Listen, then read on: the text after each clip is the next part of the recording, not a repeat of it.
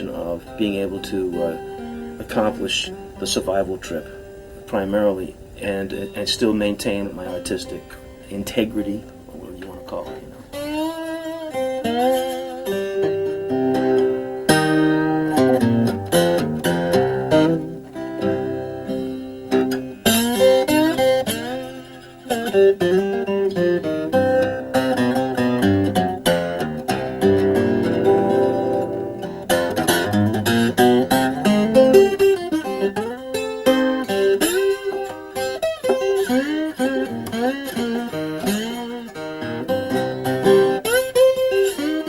It's a combination of an interest in traditional country blues and jazz, and also in writing. I don't think it's essential that people write songs in order to continue a tradition.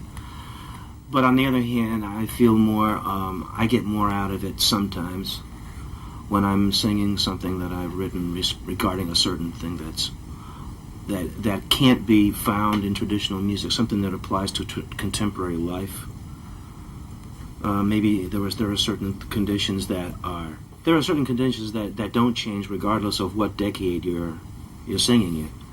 But some things do change, and in certain cases they're political issues or ideas that involve civilization, you know, in ways that civilization hasn't been affected 10, 20, 30, 40, 50 years ago. Feel like a broke down engine, baby. Ain't got no driving wheel.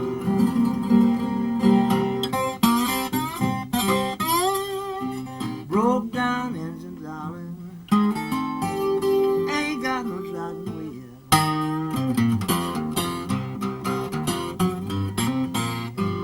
Broken down. Baby, you know sometimes that's how men can feel. That title, Self-Portrait in Blues, could have applied to a lot of other albums that I've done too, because it's always pretty much the same elements, and sometimes there's even a greater percentage of original material. In a sense, all records that I've ever made have been a self-portrait of one cover.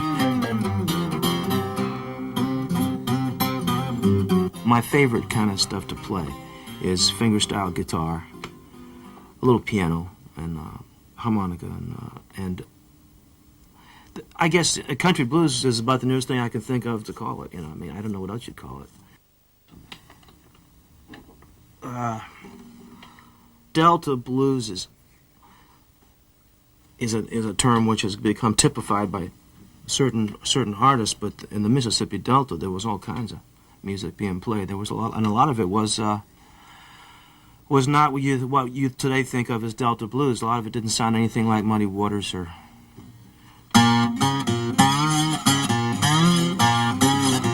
any of the people that became famous from that area.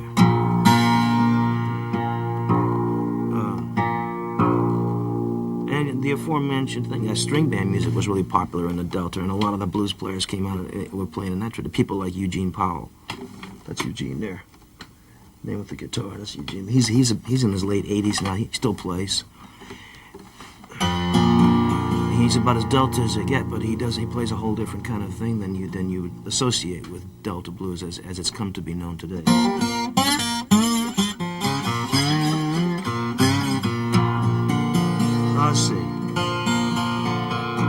I see. There's a lot of different styles. I mean, Delta.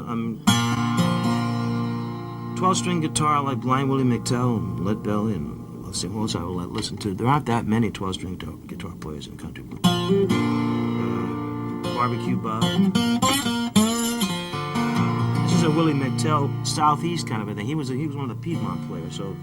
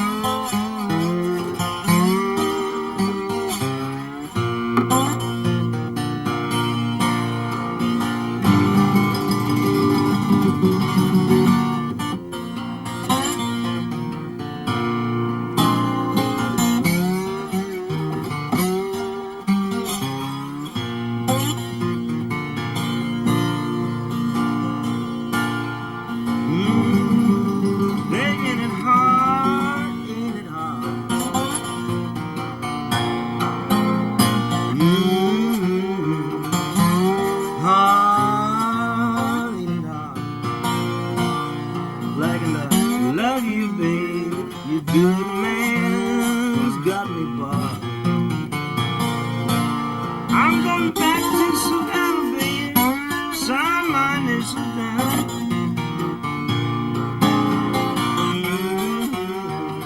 Sign my initials down. And then a man all hate me. The woman don't want me round. The storytelling, the oral traditions, things being handed down, people need that. I mean, that's kind of like the kind of thing that, a kind of a question Joseph Campbell would have been able to answer, you know, who was into mythology and that sort of thing.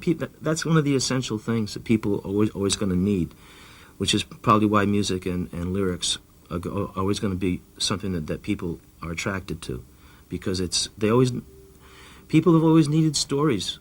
Stories explain the emotions and explain how people deal with situations, regardless of what century or whatever or millennium you're talking about. There's always something there, you know. And these stories